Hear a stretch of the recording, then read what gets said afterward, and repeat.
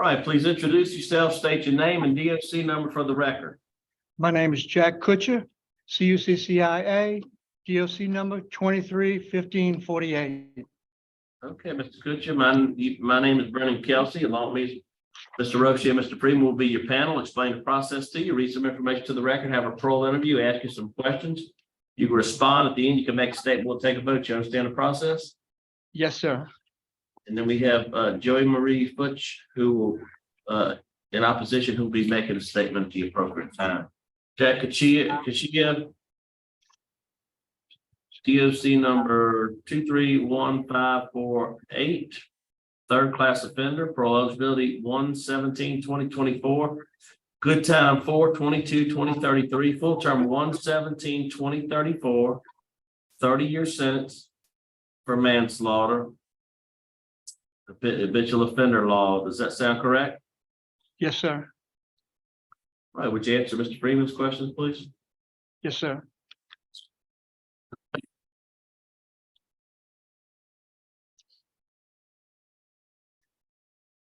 Okay, how old are you? I'm 69. Okay, and how long have you been in prison on this charge? I'm 19 and a half years. Okay. What's your educational level? 1 year of college. Tell me what went on, Mr. Cuccia. What was this about?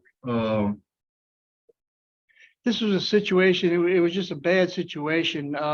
Lucy had, I'd run into her earlier that night, and she asked me if I could help her out and lend her a few dollars, and I gave her a few dollars.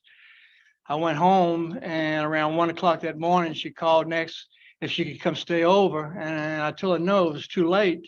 And she insisted and insisted. She said she didn't have a place to stay. So I said, look, you could stay a day or two until you get things situated, but then you're going to have to go then. So I went and picked her up and brought her to the house. I had a girl that was staying with me that was a friend, a housekeeper. She took care of my dad and all that. And that night, after I picked Lucy up, Lucy was with these two other guys that I knew vaguely, but I didn't know them personally. I just knew them by sight. And the lady girl that stayed with me started screaming, call 911. They're trying to steal your car.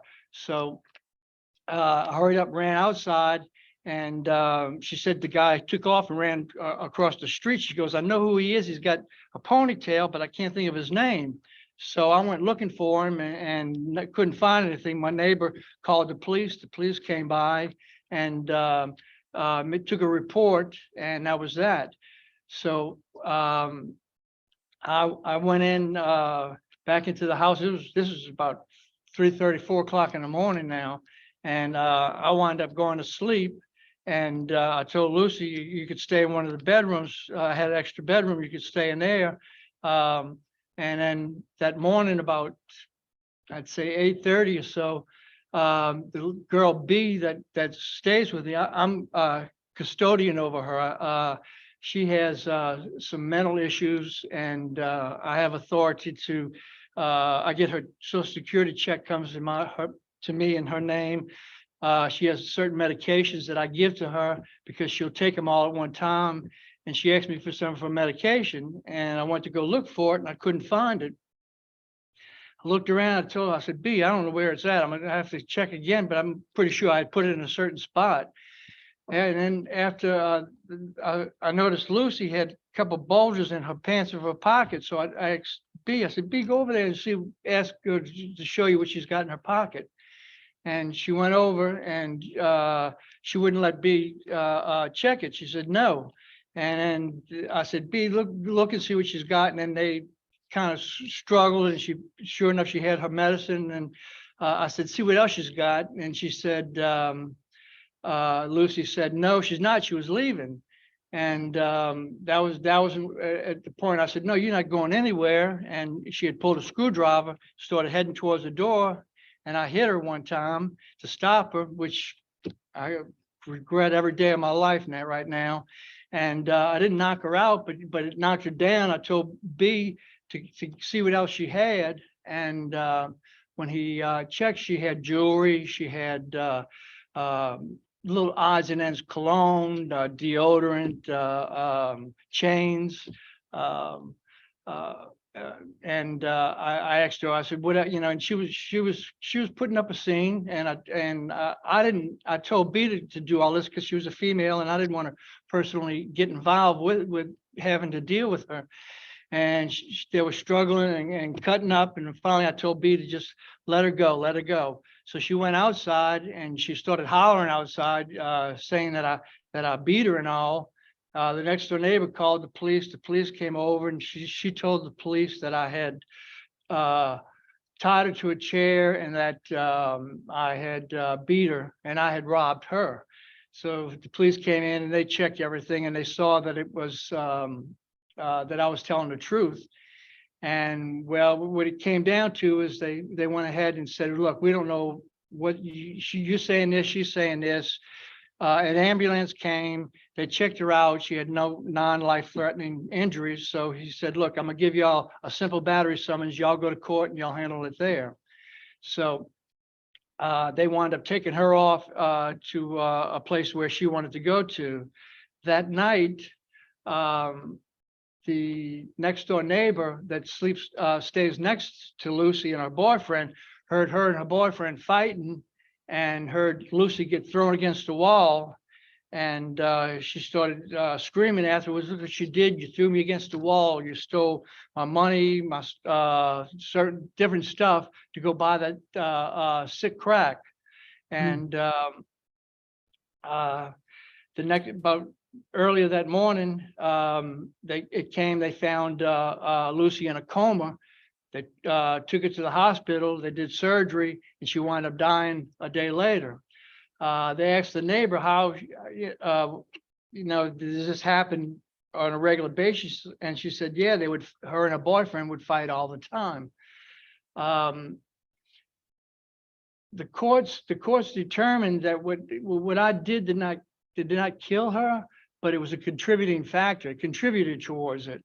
And that's what pretty much I got charged with, was contributing factor towards her death.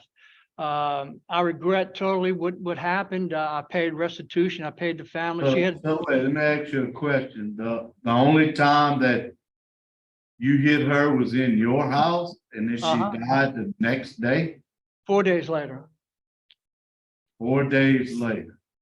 Yes, Okay, sir. she went into a coma. After she supposedly got into a fight with her boyfriend. So you had nothing to do with that fight? No, sir. What happened to her boyfriend? Nothing. Okay, were you on drugs, alcohol when this took place? I had taken some, yes, sir. What did you take it? I had done some cocaine. So they charged you for manslaughter. That's something that happened. And the cops came, the ambulance checked her out. And released her. And then she died 4 days later, and you got charged with manslaughter. Yes, sir. I was originally charged with simple battery, and they like they said, all the doctors agreed that what happened between her and I would not have killed her, but it was a contributing factor towards her death, which I just regret what I did. I shouldn't have. I should have just let it go. That, but I mean, it's just,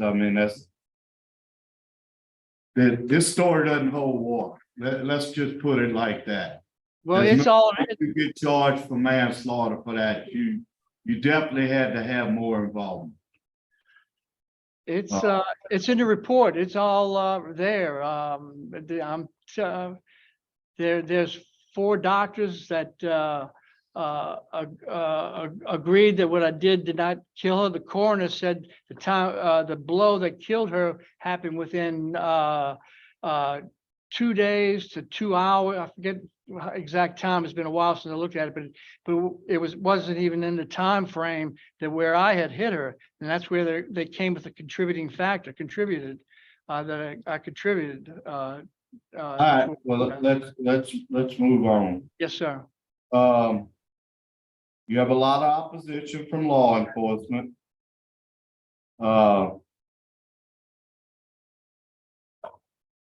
The victims, are opposed, and I think we have one here that's gonna speak today. So we will hear from her. I mean, I read the report and it said the woman was beat from head to toe. No. Well, I'm just telling you what the report says. You told me to read the report. I've already read it, and that's what it said. Looking at your adult records, you got charges ranging back to 1973. Real lengthy record, keeping time, speeding, distribution of drugs. You have some, not violence, but you have a gun offense and a simple battery. So you like I say, you got a record back to 1973. So that's a real lengthy criminal history. All of your criminal offenses how long have you been using drugs? I had used drugs off and on throughout my adult life, but I worked my entire life, and I fulfilled all my obligations as far as work. I didn't. I'm sure there were times where it might have affected my performance, but I definitely didn't let it affect me losing my job or anything like that. I had responsibilities, and I took care of that.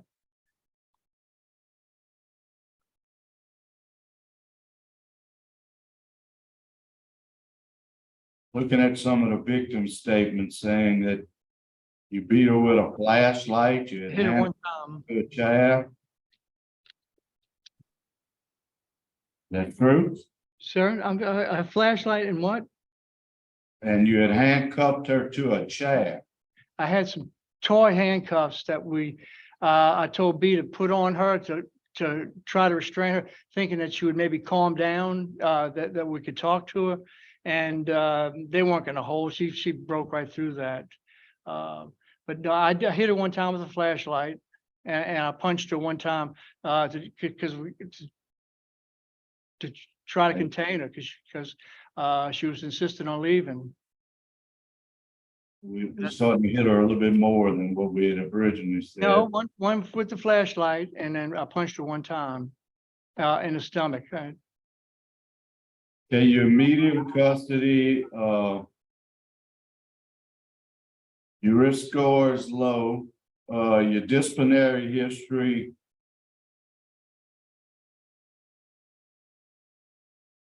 To it, because it's concerning. Page 32. 21, okay. 32. You have 4 contraband write-ups since 2013, the last one being 12/8/21. What was the contraband? I just found out something about that just recently. What happened was I was sent to Hunts for medical reasons before I came here, and I was in a cell with they put you in a cell in the Beavers for a certain period of time to you're shipped, and they did a major shakedown, and if they find something in the cell, both people get charged with it. I was totally unaware of some of the things I found out last week that were in there. If you look at my past conduct, I have none of those things on my past record for the last 19 and a half years. I was totally shocked when I saw that. I don't even know how to work a cell phone. I've never talked on a cell phone in my life. I wouldn't even know how to use one. Okay, you've taken some classes, some substance abuse, living in balance, anger management, a lot of religious classes. What kind of community service have you done at the prison?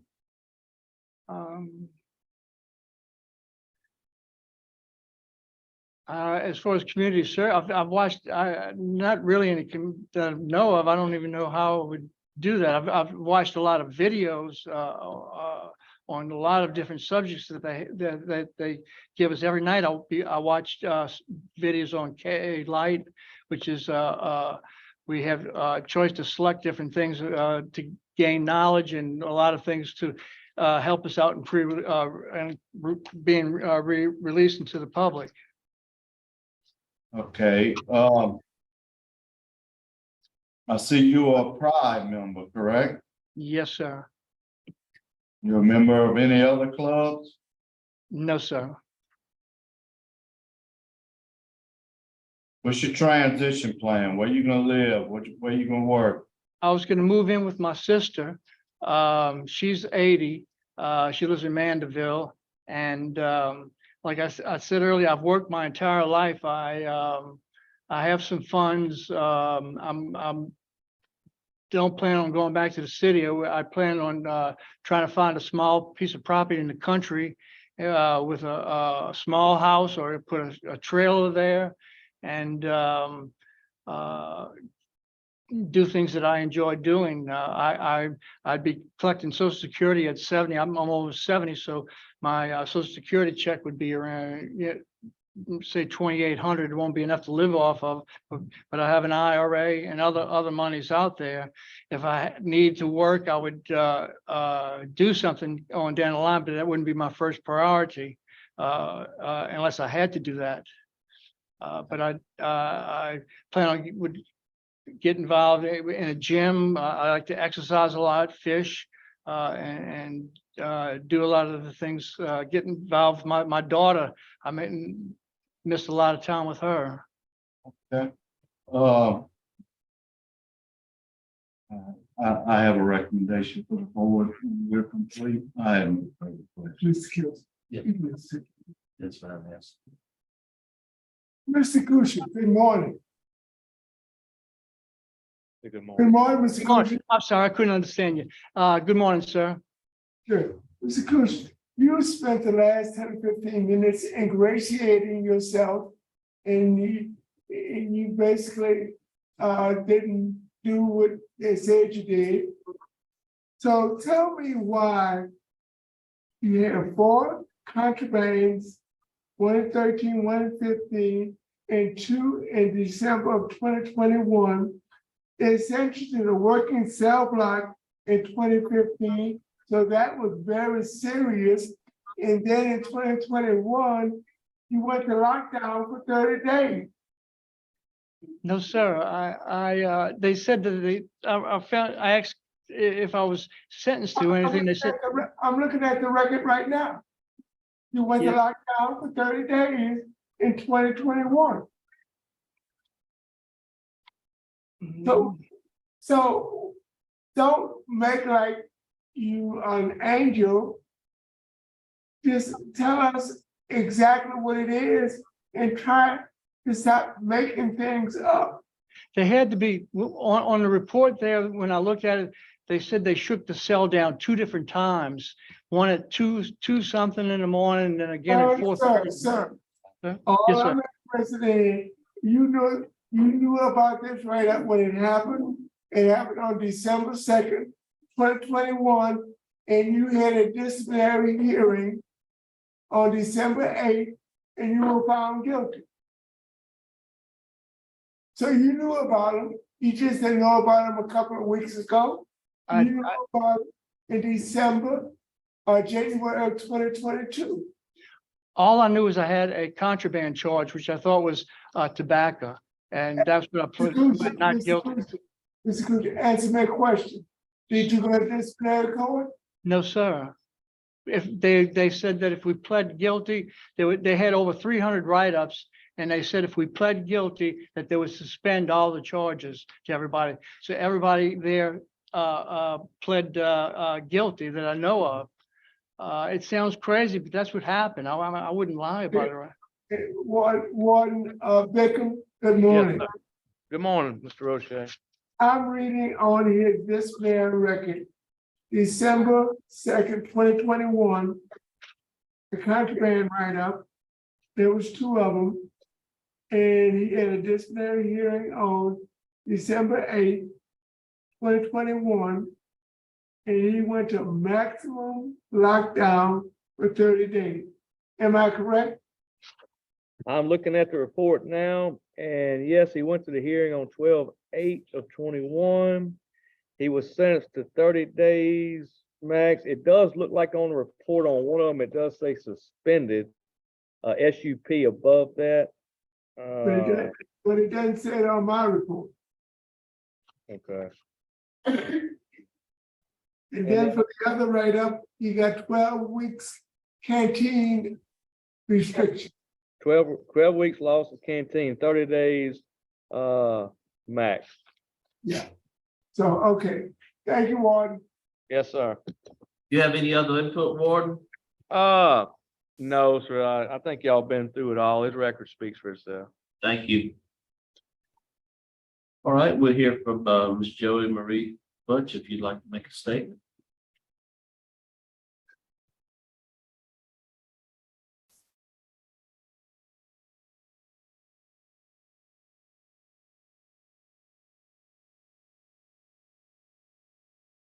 Good morning. Good morning.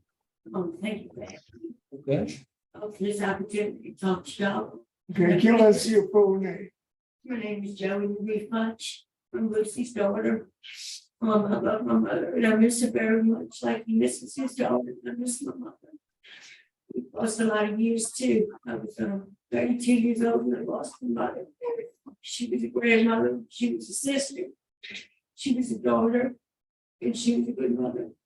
She was a good person, you know, she wasn't an angel, you know, just like Mr. Cuccia wasn't. But she didn't deserve what he did to her. You know, he beat her with a maglite flashlight and a rifle, and he handcuffed her. And she had an orbital fracture. I had to take her off of life support. When she died 4 days later, I couldn't take her off of life support until May 5th. She was in a coma that night after having an orbital fracture from his blow that he gave her in the face. And she started having seizures and whatnot, and that was the contributing to her death that he did. And she did have a place to stay. She went over there, you know, like I said, she was no angel, you know, she had thoughts. She went over there to smoke crack with Mr. Cuccia. And that's what they did on occasions. She'd go smoke crack with him. She wasn't homeless. She had places to stay. She had a home. She went to go party with him. And things did get out of hand, as he said. Way out of hand, obviously. You know, but he wasn't being nice and letting her have a place to stay. She had a place to stay. She was over there to smoke crack with him. And that's what they did on occasion, you know. It's been hard, you know. 20 years is a long time, but it hadn't been long enough to take the visions of my mother's body that I saw after she was in the hospital. And used to feel like yesterday, you know. And yes, I live in Avita Springs in St. Tammany Parish. And I really would like Mr. Cuccia not to be able to live in Babyville if all possible. It's just too close. I lived there since the 70s. I would prefer not live in St. Tammany Parish. Like Steve says, he has a sister that lives in Babyville. I wasn't aware of that. I really wouldn't want to see his face around in the grocery store or anything like that. He's taking a lot away from me and my family. I just hope we deny his early release because of, you know, like him to complete his sentence. All right. For what he did, you know. Yes, ma'am. I'm gonna live with this for the rest of my life. Yes, ma'am. Thank you. Thank you. Thank you. Thank you.